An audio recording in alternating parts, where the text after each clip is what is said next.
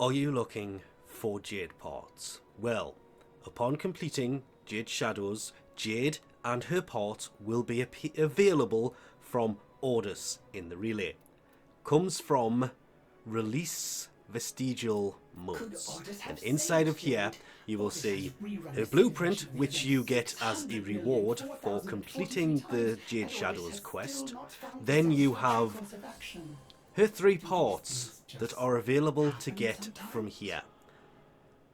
Using the basic build materials, we have neural sensors, neurodes for the neuroptics, the systems, ferrite plastids. Yeah, it doesn't use argon shards, but they are 150 vestigial motes each. So you're talking about 450 vestigial motes.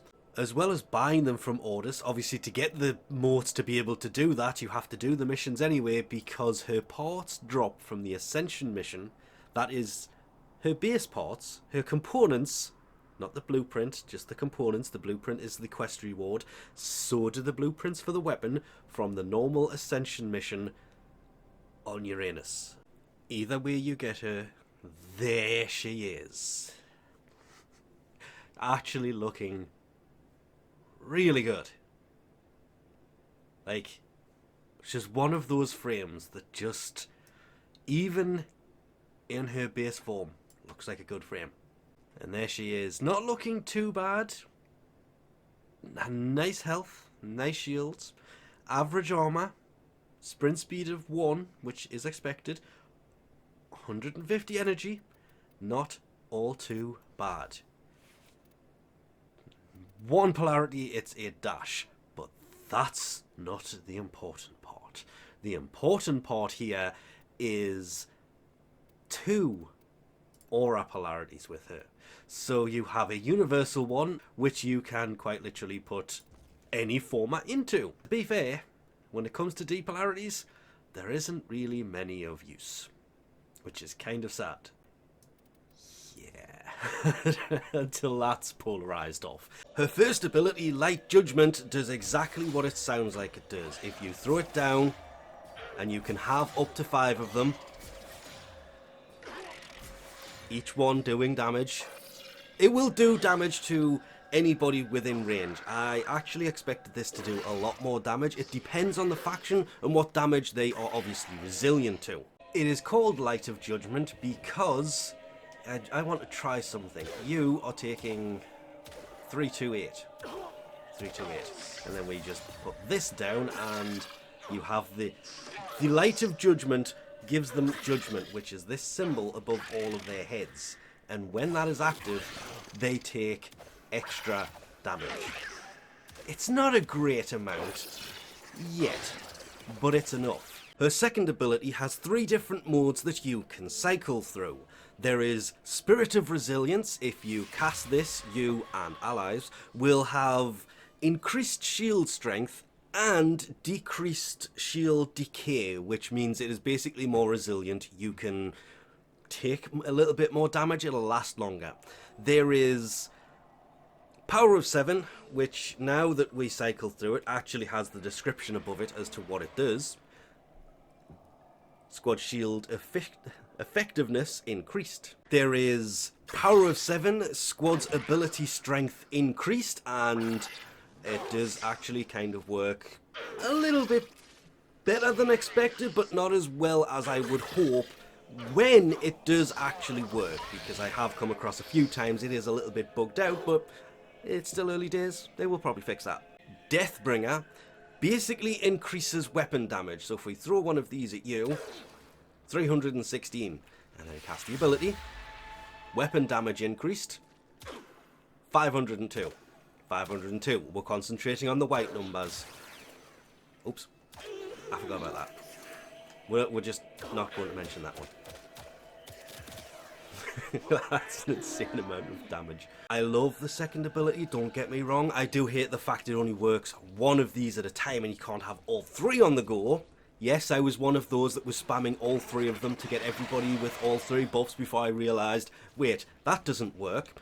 But Ophanium Eyes, well, this enemy here we'll just activate this that deals damage over time while looking at the enemy and strips them of armor.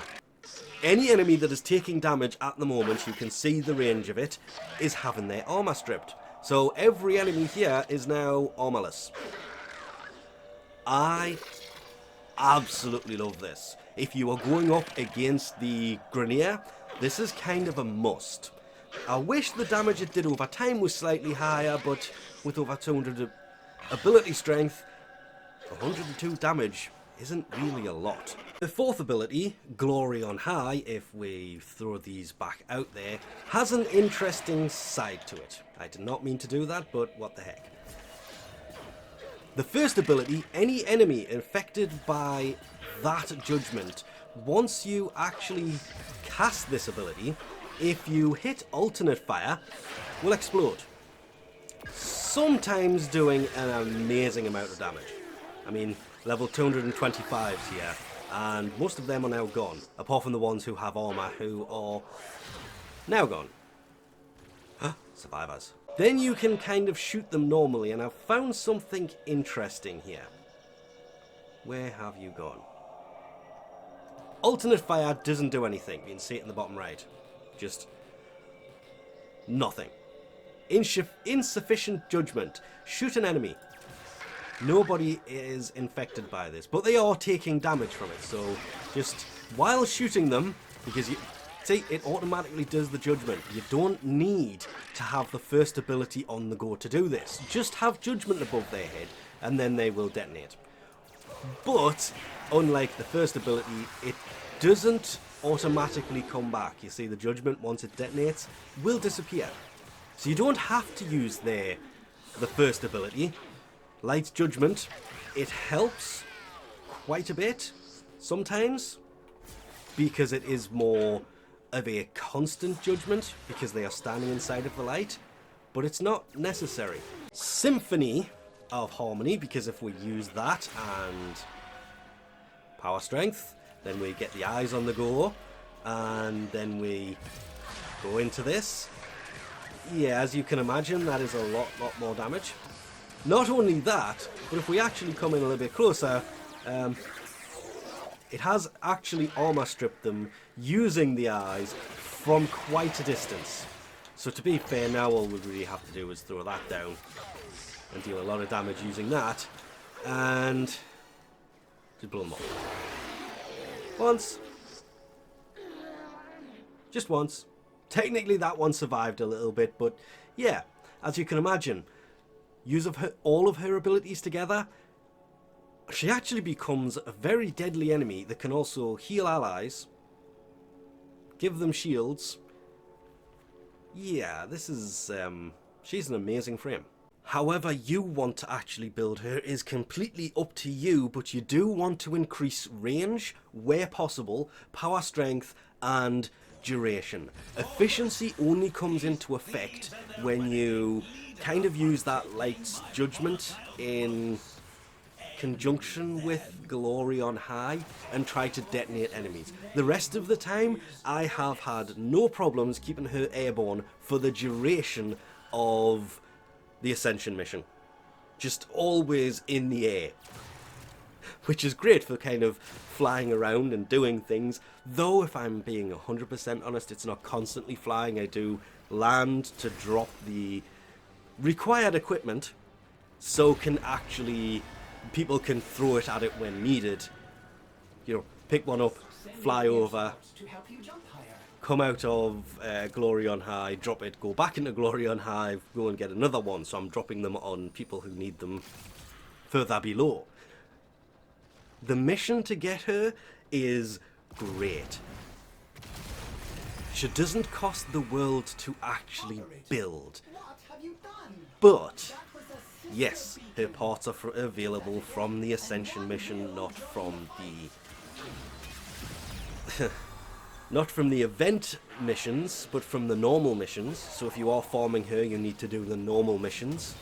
When she launched, after the 18th of July, that won't be such a problem unless that event does return. Her blueprint is from the quest to get her, but it's kind of worth it because she is a pretty damn decent frame who has abilities for reviving allies, buffing allies, damaging enemies, stripping armor. She does everything that I swap between 2 or 3 frames to do depending on what I want to actually do. I don't use Hildren all that much, but if you think about it, Hildren has Haven, I believe it was actually called, where she creates a shield aura. Jade can do that, but it doesn't link them. It just depends on her ability strength, whether or how much extra shields they get. It doesn't link people. And in all honesty, Jade is the kind of frame that, again, I cannot stress this one enough. She's a support frame that can also deal a lot of damage. She is possibly, dare I say it, one of the better frames in a long time. Saying that after some of the other decent frames they've released recently does seem kind of weird, but yeah. Buff allies' ability strength, or shields, or damage they do from weapons. Depends on what situation you're in as to how you will use that, while stripping armor, and judging enemies while also dealing damage to them at the same time, and then taking flight and exploding those who have been judged with the empower the explosion with Light's Judgment. All of her abilities just work really, really well together, making her a well-rounded frame. And generally, even though we have avoided a lot of spoilers in this, yeah, the thumbnail I wanted to use, I can't, because it is kind of a huge spoiler. She's an amazing frame behind an amazing story and well worth getting a hold of. And lastly, of course, there is the fact that her third ability can be subsumed by Helminth. But with an alteration, as a lot of them do, that right there that's playing in the video cannot be used. You can use it to slow down enemies, dissolve their armor, but you cannot use this ability to revive allies. I don't know why they would strip that from this ability. Being able to cast this and look at an ally within range being the key point here, and revive them. That is no longer going to be valid. So if you take this ability and put it onto a different frame, you can't revive allies with it, but you can still slow down nearby enemies and dissolve their armor. And with that, it is time to say goodbye to Jade. Gonna regret this one, but hey, has to be done. So thanks for watching, and I'll catch you next time.